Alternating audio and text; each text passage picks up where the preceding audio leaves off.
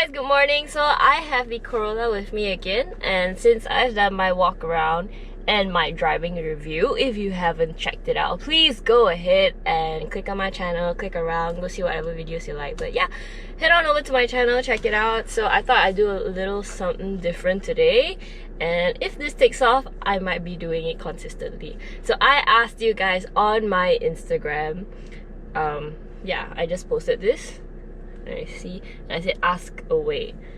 So yeah, my interpretation of this post is for you to ask me about the Toyota Corolla, but I got some personal questions also, so I'm going to answer every question here. Not so much, so it's okay. So Wesley W.W, he asked me, oh, suddenly got songs, that's nice. Okay, means it automatically connects to the Bluetooth and it just plays, which I like. Okay, I'm just gonna alright, so first one, next year Evo and you're going to Pi. Maybe, maybe not, so tune in.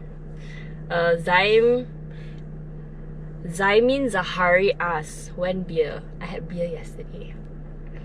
Potato text, how's the gearbox? Okay, so this is a CVT 7-speed, and when you're going fast and when you're really pushing the accelerator pedal, you can feel the gearbox whining and whining. But for everyday driving, like I've been driving it for the past day, yesterday, you don't really hear it, you don't really hear the whine. So unless you push it to the limit, not really limit, unless you really push it, then you don't really feel it, you don't really hear it. It's not that annoying for day-to-day driving, but when you go Genting runs, then definitely.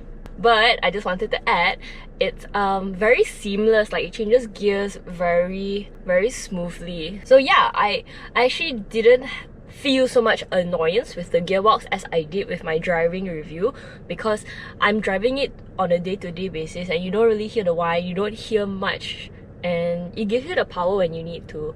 Very easy to overtake. Civic or Altis? A lot of people asking me. I actually prefer the Altis. Why? I'll let you know.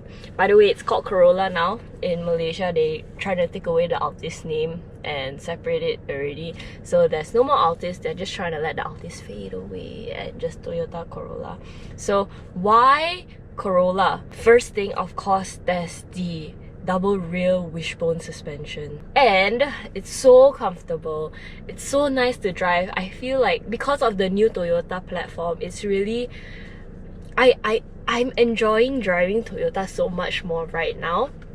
And on higher speeds, this one, I think I've mentioned it before and I really want to get it out there, that when I drive the Toyota on like highway going fast, around like what, 120, yeah, I'm just gonna say 120, I don't feel like I have to fidget the steering as much as I do with the Civic. So when I'm driving the Civic on the highway, because my mom owns a Civic, I feel myself having to micro adjust the steering wheel a lot, which to me is a bit stressful, because like, you know, on highway you just want to cruise, but I find myself doing this a lot, like micro adjusting, and that's pretty stressful for me because I'm looking straight at the road and I'm always micro adjusting. I cannot just like chill back and just cruise on the highway. So yeah, Corolla for me, more comfortable. I feel, even though space wise Civic is definitely, like, Honda's is amazing with their interior cabin space, but this one is comfortable as well. And going over bumps, I think this is more comfortable as compared to the Civic. Civic is harsher. Yeah, and I actually like the seating position of the Altis more, of the Corolla more than the Civic, because Civic, I feel it's very low. Even for me, I drive a Miata, but I feel cars of this segment shouldn't be seated that low. Like if my mom was any taller, she definitely complain, but because she's like this tall, then she's like, I like her, but she's been a Honda fan ever since. So yeah. Okay, is it way more comfort than the Miata? Yes, way more comfort than the Miata. Like definitely more comfortable than the Miata. Is my baby good as a daily driver? My boyfriend, yes, he's good as a daily driver. My Miata is good as a daily driver as well. Yeah, I love driving my Miata around. I think the thing that really damn heart pain is during jam. They're like, wow, shit. During jam, I have to go through this with my Miata, and then like the fuel consumption is not good lah, okay, during jams for an MX-5. Like if it's just highway and B roads without any stop and go traffic, my fuel consumption is so damn good, but because of traffic, it's just so damn bad. Does the top drop? It doesn't. Nah, just kidding. Yeah, it doesn't drop. There's no sunroof, so I'm quite sad. You cannot even slide the top even if I wanted to. But no, it doesn't drop. Mazda 3 versus Altis. Corolla. Wow, I'm seeing how a lot of you refer to the Corolla as Altis. Okay, so I've mentioned this also, I think, in my Mazda 3 video. Go check it out. So my Mazda 3 versus Altis, the difference. Okay, so Mazda 3's suspension, it gives you a very playful behind as compared to the Corolla suspension. So the Corolla suspension gives you a very planted feel when you take bends. Like we pushed it up Genting, really pushed it, and it's so hard to get it playful. However, the Mazda 3 is very easy to get the back playful. The Mazda 3 definitely feels harsher than the Corolla. The steering wise, Mazda 3 is definitely sportier than this. So this, I think it's more in tune for comfort setting. Mazda 3 is sportier setting, but design wise, hands down Mazda 3.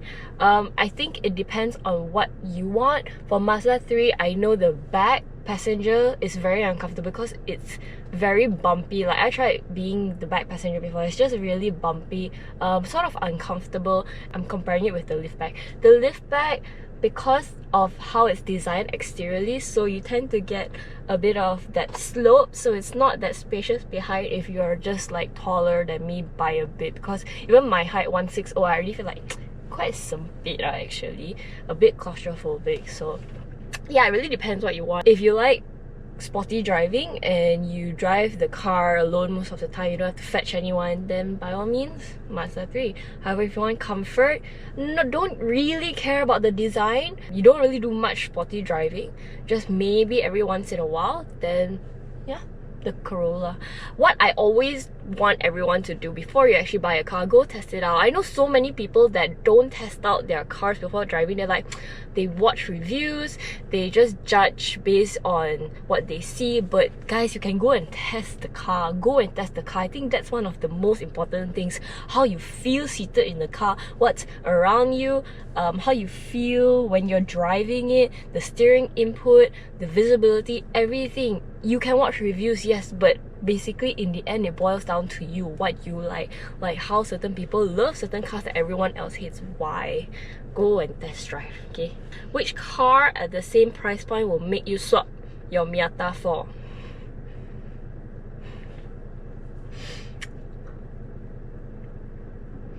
None. None. I don't know. I mean, at this point of time, I really don't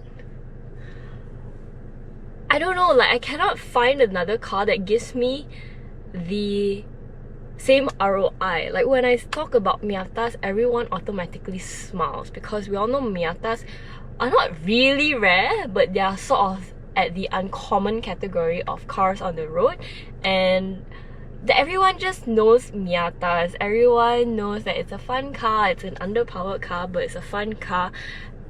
And I don't know, there's that instant connection that I built with a lot of car enthusiasts when we talk about cars, and I mentioned my Miata and the maintenance as well. Right now, I'm really just okay. That's why you don't see me updating anything about Miata, like, oh, it's at the workshop or anything. Like, it's good now, guys. My Miata is good, touch wood. It's good. It's good. So yeah, I don't know, like, and of course, it's a drop the top. Please. Holds value very well as well. Like if I sell my Miata now, I probably could untung, by the way. Anyway. Okay, how do you guys get your cars for a review? I get this a lot. Okay, so a little bit about my background, guys. I'm with EvoMalaysia, which is under Aurizon Malaysia. Yes, AURIZN is pronounced Aurizon Malaysia. And Aurizon Malaysia encompasses other titles such as Interior Design Malaysia, ID Malaysia, Estate Malaysia, Property, and Karat Malaysia, which is jewelry, watches. So EvoMalaysia is just the automotive side, and we are media. We have an online magazine, EvoMalaysia.com. And we get cars to review because that's part of our job. Hence how we get cars. Okay, where's my ice cream? At the shop lah. When we meet, then I buy for you lah. How are you? I'm good, thank you for asking. The past week has been quite crazy, so I'm really sorry for not. By the way, today, yes, I'm starting to I'm gonna start saying dates now because I realized my uploads can be like a week later. Today's the 23rd of November, so the past week we were very busy for Healy's prize giving ceremony of the X70 where we announced the winner. So we assisted with organizing the event, so it was quite crazy, set up until midnight and then the next day early morning, and then basically how events are just busy time. So yeah, I'm back on track with my video postings. I hope daily videos. Yeah, I'm aiming for a video every day, so yes. Thank you for asking. How are you? I hope you're doing well. This is by Willie Song, by the way. I know halfway I like stopped saying names. So, mengantuk, apa nak buat? Tidur lah. Okay, this is by Dr. Leong. I'm a freelancer. Can I have you to have a pretty makeover transformation? Sure. I mean, do whatever you want. Let me video the process. Do because I'm not really a makeup person. The most I would do is perhaps just like lipstick for now. I'm going into like mascara, but I love rubbing my eyes a lot, so I appreciate like just doing this and everything with my face. But yeah, go ahead. I want to see how you can make me uglier than I already am. So I'm joking, but yeah, I'm open. I think it'd be quite interesting. I think a lot of people would be quite interested in being makeup. Yeah, I get that a lot ever since I was young. What car you drive every day? My baby law, my Miata.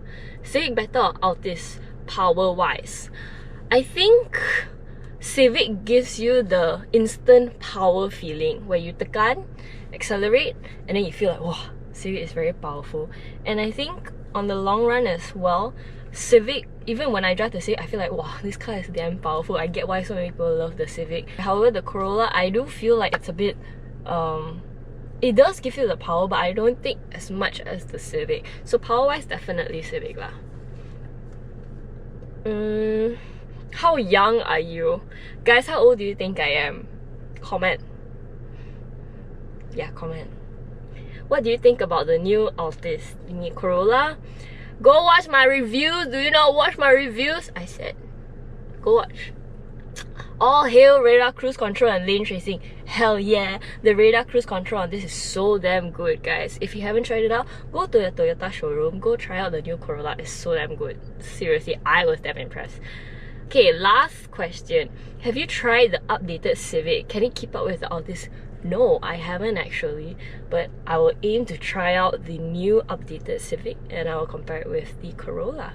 So that's all the questions that were asked about the Corolla. So if you like this kind of segment and what's going on in this video, I'll do more of it. So follow my Instagram. I'll ask questions every now and then. I mean, I'll ask questions.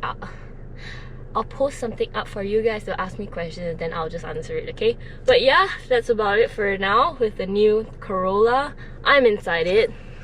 That's how the inside looks. Yeah guys, check out my walk around, check out my driving, what I think about the car, and more videos to come. Bye guys!